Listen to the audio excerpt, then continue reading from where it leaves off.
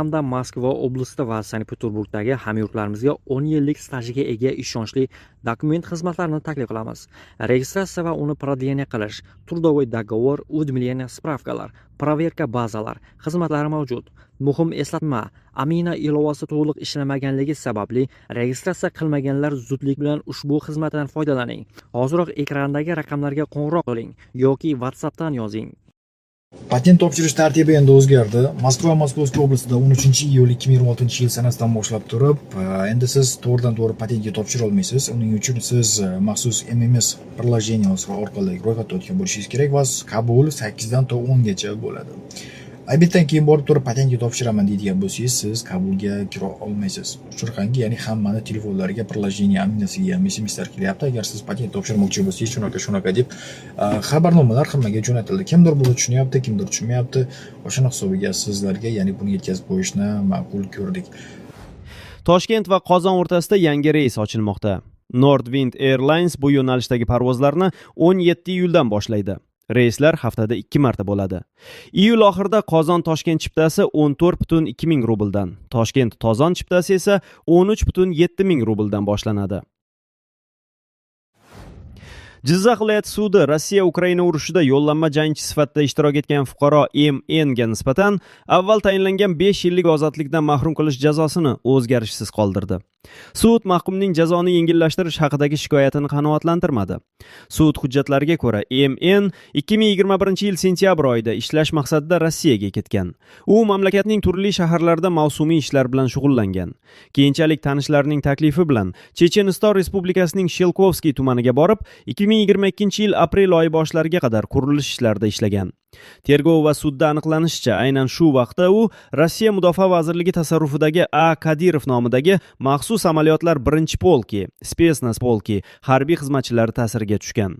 Shundan so'ng u moddiy va boshqa shaxsiy manfaatlarni ko'zlab, mazkur harbiy tuzilmaga qonunga xilof ravishda yo'llangan. 2022-yil 7-aprel kuni MN ushbu polk harbiylari bilan avtobusda Rostov viloyati orqali Ukraina hududiga, Lugansk shahriga yo'l olgan. Sud qayd etishicha, fuqarosi bo'lmagan, u yerda doimiy yashamagan va biror davlat tomonidan rasmiy harbiy xizmatni bajarish vakolatiga ega bo'lmagan holda qurolli to'qnashuvlarda ishtirok etgan. Hujjatlarga ko'ra, MN 2022-yil 8-iyunga qadar Lugansk Xalq Respublikasi deb ataluvchi hududning Rubeyniy qismida joylashgan Rossiya harbiylari pozitsiyalarida jangovar qo'riqchilik xizmatini o'tagan hamda boshqa harbiy tayyorgarlik ishlarida qatnashgan. Shundan keyin u yana Chechenistonga qaytib, turli qurilish obyektlarida ishlashda davom etgan. 2023-yil 26-yanvar kuni esa O'zbekistonga qaytgan. Birinchi instansiya sudi MN ni Jinoyat kodeksining 154-moddasi 1-qismi yo'llanma askarlik bilan aybli deb topib, 5 yil ozodlikdan mahrum qilish jazosini tayinlagan edi. Keyinchalik apellyatsiya va taftish instansiyalari ham ushbu hukmni o'zgarishsiz qoldirdi. Sverdlovsk viloyatida rasmiylar migrantlarning avtobus va marshutka haydovchisi bo'lib ishlashini taqiqlamoqchi. GIBDD tomonidan tayyorlangan qonun loyihasining yakuniy matni hozirda viloyat hukumatida kelishilmoqda. Rasmiylar Yekaterinburgdagi og'ir avariyadan so'ng ushbu hujjat ustida ishlashni tezlashtirdi. Ushbu fojia 10 iyunda Yekaterinburgda yuz berdi. Avtobus haydovchisi chorrahadan qizil chiroqda o'tishga harakat qilib, crossover bilan to'qnashgan va odamlarni urib yuborgan edi. Buning oqibatida 4 nafar piyoda halok bo'ldi. Ularning orasida 9 yoshli bola va uning onasi ham bo'lgan. Yana 5 kishi turli jarohatlar oldi. Avtobus rulida mehnat muhojiri bo'lgan. Tergov qo'mitasidagi so'roq paytida u gaz va tormoz pedallarini adashtirib yuborganini aytgan. Haydovchi RF Jinoyat kodeksining 264-moddasi bo'yicha ayblanib, hozirda hibsda saqlanmoqda. Unga 7 yilgacha koloniya jazosi berilishi mumkin. Shuningdek, ushbu yo'nalishga xizmat ko'rsatgan kompaniya direktori ham hibsga olindi. U xavfsiz bo'lmagan xizmatlar ko'rsatganlik uchun RF Jinoyat kodeksining 238-moddasi bo'yicha ayblanmoqda. Tergovchilar firma haydovchilarining ish va dam olish rejimini buzganini, avtobuslar texnik ko'rikdan o'tmaganini, xodimlar esa smena oldidan shifokorlar tomonidan tekshirilmaganini aniqladi. Ishning ikkala figuranti ham hozirda SIZOda saqlanmoqda.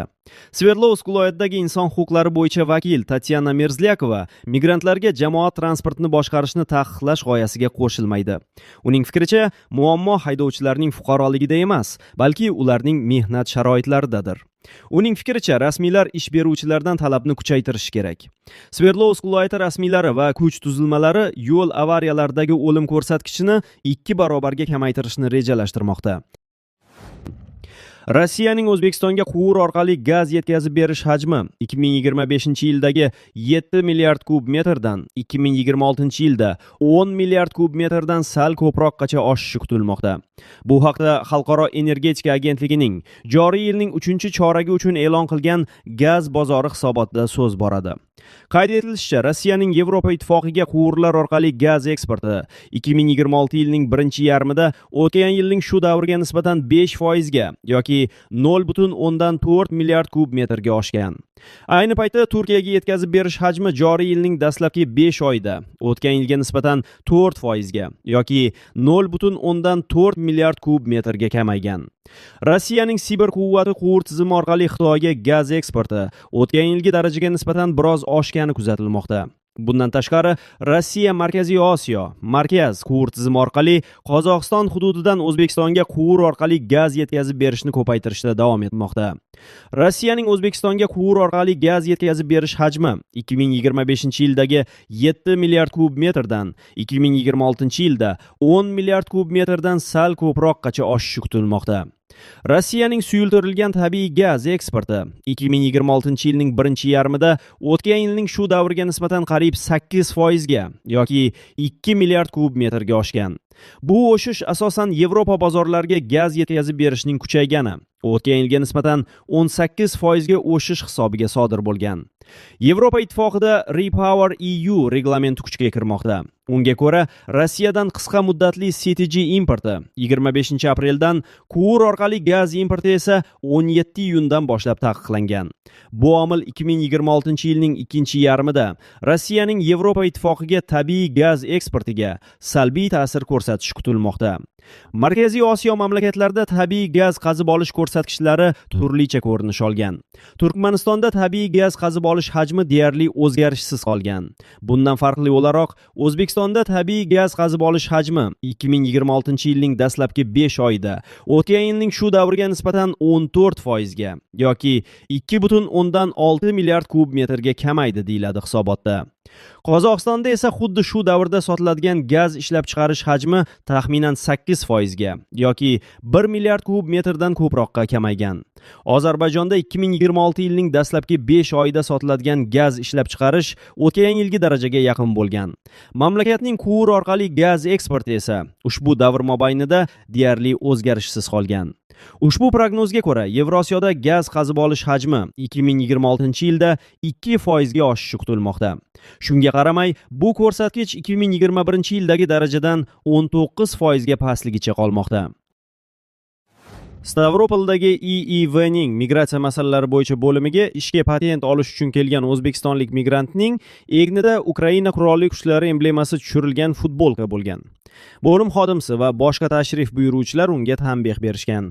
Biroq erkak qanday kiyim kiyishni o'zi hal qilishini aytgan. Shundan so'ng Stavropolning Lenin tuman sudi uning ishini ko'rib chiqdi va migrantni Rossiya qurolli kuchlarini obro'sizlantirish to'g'risidagi modda bo'yicha aybdor deb topib, 30 ming rubl miqdorida jarima belgiladi. Erkakning o'zi aybini tan oldi, lekin sud majlisiga kelmay, sud qarorini uyiga yuborishni so'radi. Sud chet ellik fuqaroning ishi yo'qligini, ammo uning qaramog'ida xotini va voyaga yetmagan farzandlari borligini hisobga oldi. Erkakning pushaymonligi yengillashtiruvchi holat deb hisoblandi. Sud deportatsiya qilmaslikka, balki ushbu jazoni uning tuzalishi uchun yetarli deb hisoblab, faqatgina 30 ming rubl jarima bilan cheklanishga qaror qildi. Bu haqda Redovka Telegram kanali xabar bermoqda. Sudning bunday qarori harbiy muxbir Dmitriy Steshinning noroziligiga sabab bo'ldi. Uning fikricha, harbiy mojaro paytida davlat muassasasida dushman ramzlarini kiyib yurganlik uchun 30 ming rubl miqdoridagi jarima ko'rinishidagi jazo juda yengil ekan.